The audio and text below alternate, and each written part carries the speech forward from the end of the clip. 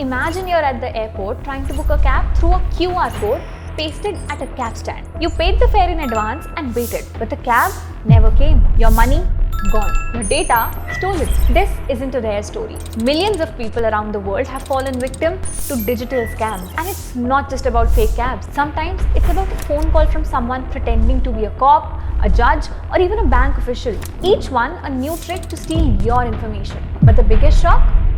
In early 2025, a massive breach exposed more than 16 billion login credentials from major platforms like Google, Apple, Facebook, and various government portals. Chances are your data could be part of it. QR codes, public Wi-Fi, leaked email IDs, they seem harmless until they open a door to the dark web, a place where your personal information is currency, bought, sold, and traded in a digital underworld you've never seen. So what happens when your information is no longer yours?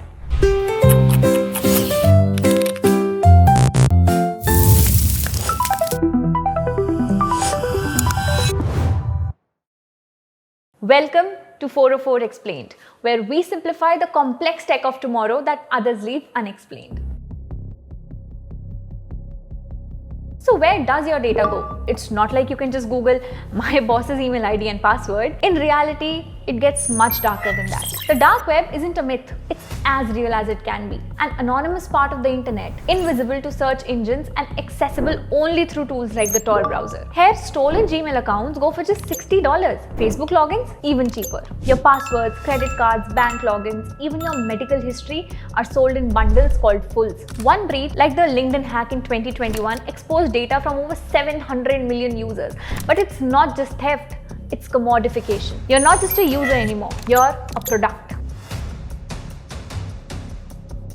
So how does your data even get there? Let's look at everyday traps. Free Wi-Fi at cafes, airports or hotels often lack encryption. Hackers can set up fake access points like digital bait. QR codes, once harmless, are now part of phishing scams. QR-based phishing that redirects you to a fake website or drops spyware onto your device. In late 2022, cybersecurity firm Abnormal Security reported a 500% increase in QR phishing attacks. And the worst part?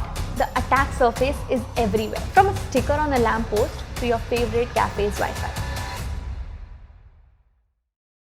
So what's really happening when a hacker steals your data? First, they exploit a weak point, like public Wi-Fi or a fake login screen. Malware is installed silently on your device. The malware then logs keystrokes or siphons data in the background. Your data is then uploaded to servers, often outside your country, and listed on dark marketplaces. Some malware even lets attackers access your camera or mic remotely. Think of it like this. Your phone becomes a spy, and you gave it permission.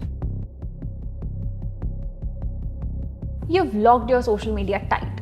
Your passwords are strong. But behind the scenes, a digital market is thriving, where your stolen info isn't paid for in cash, but in crypto nobody can trace. On the dark web, Bitcoin and Monero don't just buy memes, they buy people's lives in bundles. Credit cards for the price of a meal, your whole digital identity auctioned to the highest bidder. Remember the Colonial Pipeline shutdown in the US? That wasn't just news. It was a ransomware gang demanding millions paid in Bitcoin before anyone could fill their gas tanks again. Crypto mixers, they are money blenders, scrambling dirty coins until the origin vanishes. One tap and your stolen funds dissolve into the digital ether. From old school heists with masks to hacker gangs with crypto wallets, crime has gone global, instant and invisible. Scary, but happening right now.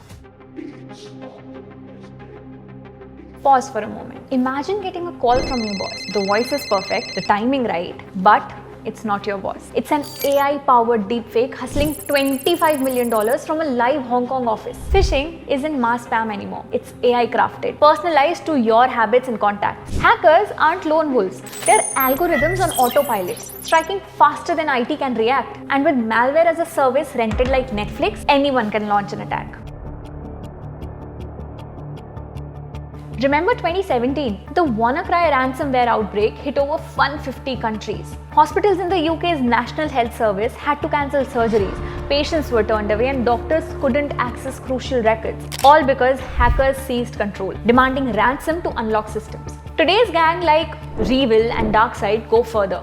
They lock your data, threaten to leak it, and charge millions. The price? Around $1.5 million per attack, and even then, 1 in 3 victims never get their data back. Worse, triple extortion means they don't just hit you, but also your customers and partners. Cybercrime has evolved from prank viruses to billion-dollar blackmail. The real defense is awareness. Because if you're not prepared, you're the easiest target.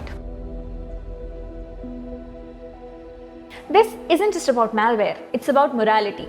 Why do apps demand your camera or mic when all they do is edit photos? Why do websites bury data consent under fine print? And why are privacy laws always lagging behind? These aren't just tech questions, they are human rights questions.